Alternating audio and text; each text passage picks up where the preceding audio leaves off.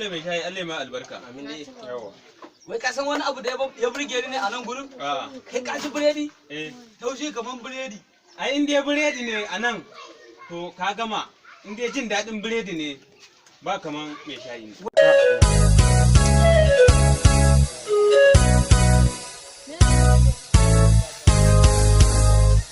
alaikum. Ban cokali. Alaikum salam. Kace rumfan shayi ne ta.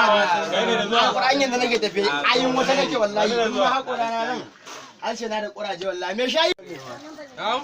Allah shi komin shayin nan. Hawa da Allah ya komin shayin nan na 60. Haba malam ai girman ka ya faka. Allah ka gane ba na son mai zafi. Ka ɗaga shi sosai. Ka gani ne wanda aka ne.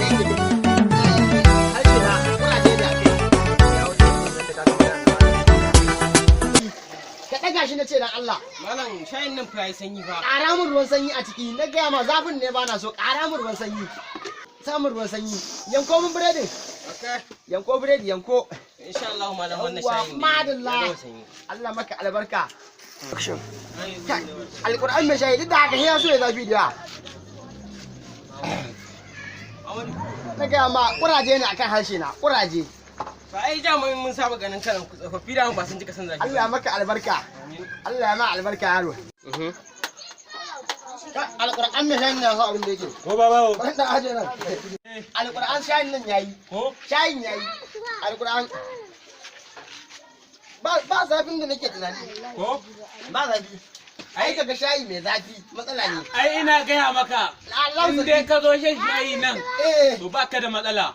Shi shayi kake magana? Oyo. Ba alƙur'an baka san in sha shayi mai zafi. Wanda in je in ɗebo ruwan sanyi a gida. In sha ya fi mun kwanciya hankali ai. Ko? Wallahi Allah. Muna ɗaya da kai kenan. Ai gaya maka shayi mai zafi matsala ne. Aha. Babi!